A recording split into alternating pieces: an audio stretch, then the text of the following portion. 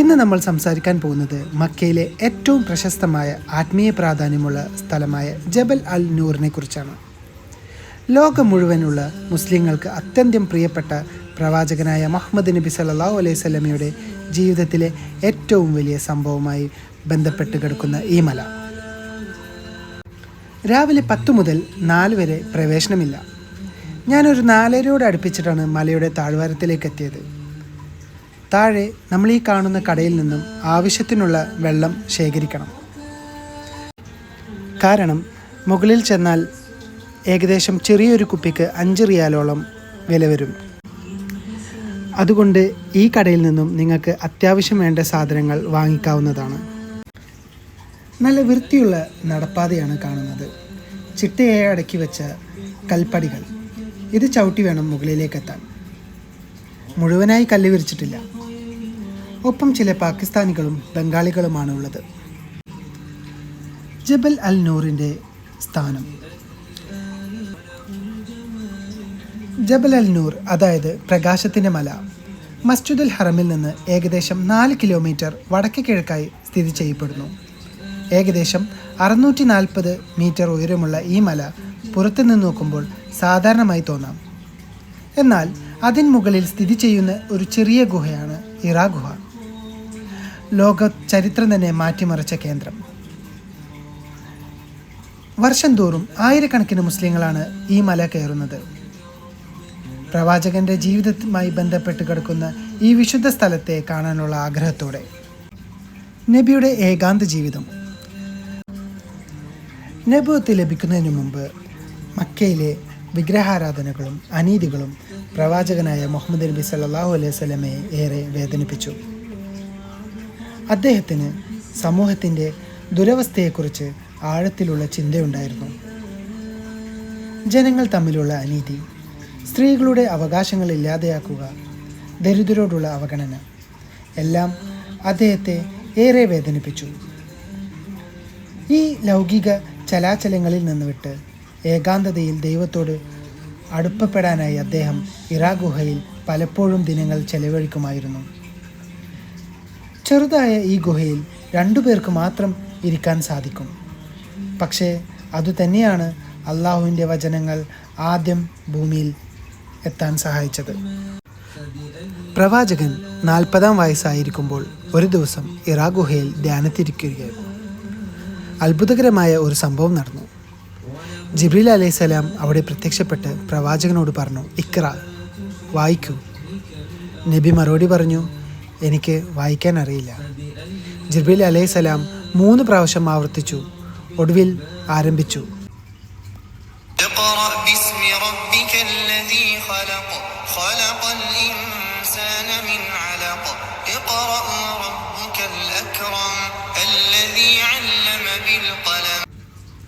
അർത്ഥം: വായിക്കൂ, നിങ്ങളെ സൃഷ്ടിച്ച നിങ്ങളുടെ രക്ഷിതാവിൻ്റെ നാമത്തിൽ. രക്തത്തിൻ്റെ കട്ടയിൽ നിന്ന് മനുഷ്യനെ സൃഷ്ടിച്ചു. വായിക്കൂ, നിങ്ങളുടെ രക്ഷിതാവ് മഹാനാണ്, പേനയാൽ പഠിപ്പിച്ചവൻ, മനുഷ്യന് അറിയേണ്ടതെല്ലാം പഠിപ്പിച്ചവൻ. ഈ വചനങ്ങളോടെയാണ് ഖുർആൻ വെളിപ്പെടുത്തൽ ആരംഭിച്ചത്. പ്രവാചകൻ അത്യന്തം വിറങ്ങലിച്ചു. ഭയത്തോടെയും വിസ്മയത്തോടെയും വീട്ടിലേക്ക് മടങ്ങി. ഭാര്യയായ ഖദീജ റളിയല്ലാഹു അൻഹ അദ്ദേഹത്തെ ആശ്വസിപ്പിച്ചു. അള്ളാഹു നിങ്ങളെ ഒരിക്കലും ഉപേക്ഷിക്കില്ല എന്ന് ഉറപ്പു നൽകി. തിരിച്ച് യാത്രയിലേക്ക് വരാം. 3/4 മണിക്കൂറോളം പിന്നിട്ടു. മല ഇറങ്ങുന്ന ആളുകളെ ഒന്നും വഴിയിൽ കാണാനില്ല. അല്പം ക്ഷീണമുണ്ട്. പക്ഷേ പോകുന്നത് ഹിറാ ഗുഹയിലേക്കാണല്ലോ. ഊർജം വീണ്ടെടുത്ത് യാത്ര തുടർന്നു. വഴിയരികിൽ ഒരുപാട് കാലിക്കുപ്പികളുണ്ട്. അതുപോലെ തന്നെ ഭക്ഷണമാലിന്യം. ഇതുണ്ടാക്കുന്ന രൂക്ഷമായ ഗന്ധം അവിടെ പരക്കുന്നു. എത്രയോ ആളുകൾ വരുന്ന സ്ഥലമാണിത്. ഇവിടെ വരുന്ന ആളുകൾ വേണ്ടേ ഉത്തരവാദിത്തോടെ കാര്യങ്ങൾ ചെയ്യാൻ?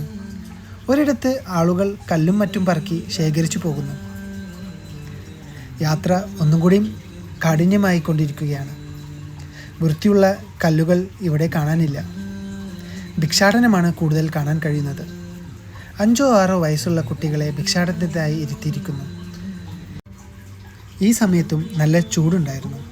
വെളുത്തിരിക്കുന്ന ഈ കുട്ടികളുടെ അവസ്ഥ എത്ര ദുസ്സഹമായിരിക്കും. മറ്റൊരിടത്ത് ഗവൺമെൻറ് ഒരുക്കിയ വഴിയിലല്ലാതെ ചിലർ വേലി ചാടി വരുന്നതും മുകളിലേക്കെത്തുമ്പോൾ ചെറിയ ചെറിയ കടകളുമാണ് കണ്ടത്. എല്ലായിടത്തും 3-4 ഇരട്ടി വില കൂടുതൽ കൊടുത്തു വേണം സാധനങ്ങൾ വാങ്ങാൻ. ഇത് വേറൊരു ലോകം പോലെയാണ് അനുഭവപ്പെട്ടത്. കല്ലുകളിലെല്ലാം പെയിൻറ് കൊണ്ട് മറ്റും പേരുകൾ എഴുതി വൃത്തികേടാക്കിയിരിക്കുന്നു. അവസാനമാണ് ഞാൻ മലയാളം കണ്ടത്. ഏകദേശം 1 മണിക്കൂർ പിന്നിട്ടു. അല്പനേരം ഞാൻ വിശ്രമിച്ചു. തിരിച്ച് നമുക്ക് ചരിത്രത്തിലേക്ക് വരാം. ഹിറ ഗുഹ വലിയൊരു സ്ഥലമല്ല, വളരെ ചുരുങ്ങിയൊരിടമാണ്. എങ്കിലും അത് വെളിപ്പെടുത്തലിൻ്റെ തുടക്കം, ലോകത്തിനെ മാറ്റിമറിച്ച സന്ദേശം. ഖുർആൻ ഭൂമിയിൽ ആദ്യം എത്തിയത് ഈ ചെറുഗുഹയിലൂടെയാണ്. അത് നമ്മെ പഠിപ്പിക്കുന്നത് വലിപ്പമോ ആഡംബരമോ പ്രധാനമല്ല, എന്നാൽ ദൈവത്തോടുള്ള ബന്ധവും സമർപ്പണവും തന്നെയാണ് വിലപ്പെട്ടത്. ഇന്നത്തെ കാലത്ത് ആയിരക്കണക്കിന് മുസ്ലിങ്ങൾ ജബൽ നൂർ കയറുന്നു. 1200 അധികം ചവിട്ടുപടികൾ കടന്ന് ഏകദേശം 1 മുതൽ 2 മണിക്കൂർ അടുത്ത് മാത്രമേ മുകളിലേക്ക് കയറാൻ കഴിയൂ. മലകൾ വളരെ പ്രയാസകരമാണ്. പ്രത്യേകിച്ച് ചൂടും ദാഹവും കാരണം മുകളിലെത്തുമ്പോൾ നമ്മൾ ക്ഷീണിതരാവും. ജബൽ അൽ നൂർ സാധാരണ മലയല്ല, അത് പ്രകാശത്തിൻ്റെ തുടക്കം, ഖുർആൻ്റെ തുടക്കം, മനുഷ്യരാശിക്കുള്ള മാർഗദീപം ആരംഭിച്ച സ്ഥലമാണ്. അങ്ങനെ നമ്മൾ ഇപ്പോൾ മലയുടെ ഏറ്റവും മുകൾ ഭാഗത്തേക്ക് എത്തിയിരിക്കുന്നു. അനേകം ആളുകൾ ഇവിടേക്ക് എത്തിച്ചേർന്നു കൊണ്ടിരിക്കുകയാണ്. സ്ത്രീകളും കുട്ടികളും പ്രായമായവരും കഷ്ടപ്പെട്ട് മലയുടെ മുകളിലേക്ക് വന്നുകൊണ്ടിരിക്കുന്നു. നമ്മൾ മുകളിലേക്ക് എത്തിക്കഴിഞ്ഞു കഴിഞ്ഞാൽ അവിടെ നിന്നും താഴേക്കൊരു 100 മീറ്ററോളം നമുക്ക് ഇറങ്ങേണ്ടതുണ്ട്. വളരെ കഷ്ടപ്പെട്ടിട്ടാണ് ആളുകൾ ഈ ഭാഗത്തൂടെ നടന്നു പോകുന്നത്. കാരണം പ്രോപ്പറായിട്ട് നമുക്കവിടെ സ്റ്റെപ്പുകളൊന്നും കാണാൻ കഴിയില്ല. ഈ ഭാഗങ്ങളിൽ എത്തിയപ്പോൾ എല്ലാ ഇടങ്ങളിലും ആളുകൾ നിറഞ്ഞിരുന്നു. ചിലർ ഭക്ഷണം കഴിക്കുന്നു, ചിലർ നമസ്കരിക്കുന്നു.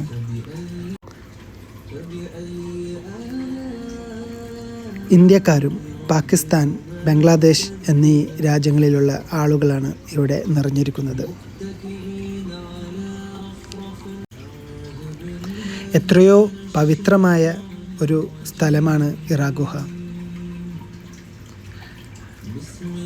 നമ്മൾ അവിടെ ഇരിക്കുമ്പോൾ ഖുർആൻ്റെ ചരിത്രവും നബി സല്ലല്ലാഹു അലൈഹി വസല്ലമയുടെ ചരിത്രവും നമ്മളിലൂടെ കടന്നു പോകണം. നബി സല്ലല്ലാഹു അലൈഹി വസല്ലമയുടെ നബുവത്ത് ലഭിക്കുന്നതിന് മുമ്പ് അദ്ദേഹം ഏകനായിരുന്ന സ്ഥലമാണല്ലോ ഹിറ ഗുഹ. ഈ സമയങ്ങളിൽ ഖദീജ ബീവിയായിരുന്നു അദ്ദേഹത്തിന് വേണ്ട ഭക്ഷണവും വെള്ളവും എത്തിച്ചിരുന്നത്. ഇത്രയും പവിത്രമായ ഈ ഒരു സ്ഥലം അവിടെ എത്തിയപ്പോൾ എനിക്ക് നിരാശ തോന്നിയത് ഇവിടെ വരുന്ന ആളുകൾ മലിനമാക്കുന്നത് കണ്ടിട്ടാണ്. ആളുകളുടെ ഈ പ്രവൃത്തി എൻ്റെ ഉള്ളിൽ ഒരു വിങ്ങലായിരുന്നു. നമ്മൾ ഉള്ളിലേക്ക് പോകുമ്പോൾ ഈ ഗുഹയുടെ ഇടയിലൂടെ വേണം നമുക്കുള്ളിലേക്ക് കയറാൻ. വയസ്സായ സ്ത്രീയും അതുപോലെ തന്നെ വയസ്സായ പുരുഷന്മാരും കഷ്ടപ്പെട്ടിട്ടാണ് ഇതിൻ്റെ ഉള്ളിലേക്ക് പോകുന്നത്. വളരെ ദുർഗന്ധപൂർണമായ അന്തരീക്ഷമായിരുന്നു ഉള്ളിലേക്ക് കയറുമ്പോൾ. എല്ലാ കോർണറിലും നമുക്ക് ആളുകളിരുന്ന് പ്രാർത്ഥിക്കുന്നത് കാണാമായിരുന്നു. അടുത്തേക്ക് എത്തും തോറും ജനത്തിരക്ക് അനുഭവപ്പെട്ടു.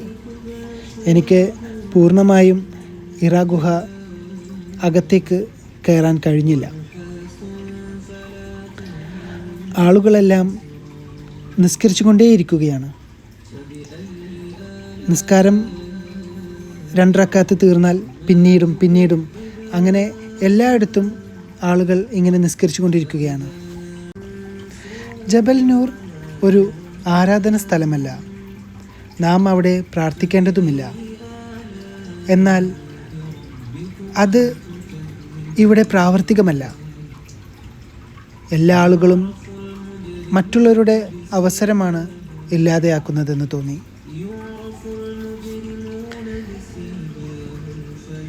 കഷ്ടപ്പെട്ടിട്ടാണെങ്കിലും ഞാൻ ഒരു നോക്ക് ഹിറാ ഗുഹ കണ്ട് അവിടെ നിന്നും തിരിച്ചു വരികയാണ്. തിരിച്ച് മലയിറങ്ങുന്നത് ഈ കാണുന്നതാണ് ഹിറാ ഗുഹയുടെ മുന്നിലുള്ള കാഴ്ച. എത്രയോ ആളുകൾ അവിടെ തിങ്ങി നിരങ്ങിയാണ് അവിടെ നിൽക്കുന്നത്. നിങ്ങൾക്ക് ഉള്ളിലേക്ക് ഒരു വ്യക്തി കയറിക്കഴിഞ്ഞാൽ അവർ അതിൻ്റെ ഉള്ളിൽ നിന്ന് ഇറങ്ങുന്നത് കാണുന്നില്ല. അത്രയും തിരക്കായിരുന്നു അവിടെ. പിന്നീട് ഞാൻ ഇതിനെക്കുറിച്ച് അന്വേഷിച്ചു. ഏത് സമയമാണ് നല്ല സമയം, ആളുകളില്ലാത്ത സമയം എന്ന് ചോദിച്ചപ്പോൾ എനിക്കറിയാൻ കഴിഞ്ഞത് അത് അർദ്ധരാത്രി എന്നാണ്. അപ്പോഴും എൻ്റെ ഉള്ളിൽ അർദ്ധരാത്രി ആളുകൾ വളരെ ബുദ്ധിമുട്ടി തന്നെയായിരിക്കും ഈ ഒരു പ്രദേശത്ത് എത്തുന്നത്. കാരണം ലൈറ്റിൻ്റെ അഭാവം അവർക്ക് അനുഭവപ്പെടാം. ഒരുപാട് പേര് നമ്മളെപ്പോലെ നിരാശരായി ഇരിക്കുന്നത് കണ്ടു. ഇതാ ഞാൻ പറഞ്ഞ മലയാളത്തിൽ എഴുതിയിരിക്കുന്നു ആരോ. അങ്ങനെ ഞാൻ കുറച്ചു നേരം കൂടിയും അവിടെ ഇരുന്നു കൊണ്ട് ചരിത്രത്തിൻ്റെ താഴ്വരകളിലൂടെ ഓർമ്മകളെ ഓടിച്ച് ഞാൻ അവിടെ നിന്നും തിരികെ നടക്കാൻ ആരംഭിച്ചു. തിരികെ നടക്കുമ്പോൾ തുർക്കിയിൽ നിന്നുള്ള അനേകായിരം പേർ വന്നുകൊണ്ടിരിക്കുകയാണ്. ഇപ്പോൾ എൻ്റെ മനസ്സിലോടിയത് ചെറുകുട്ടികളുമായി വരുന്ന ആളുകൾ എങ്ങനെ ഹിറാ ഗുഹയിലേക്ക് എത്തും എന്നാണ്. കൂട്ടം കൂട്ടമായിട്ടാണ് ആളുകൾ മേലോട്ട് കയറി വരുന്നത്. തുർക്കിയിൽ നിന്നുള്ള ആളുകളാണ് എന്നറിഞ്ഞ് ഭിക്ഷാടകരുടെ ഒരു തിരക്കും ഞാൻ അവിടെ കണ്ടു. കയറുമ്പോൾ പോലെയല്ല ഇറങ്ങുമ്പോൾ.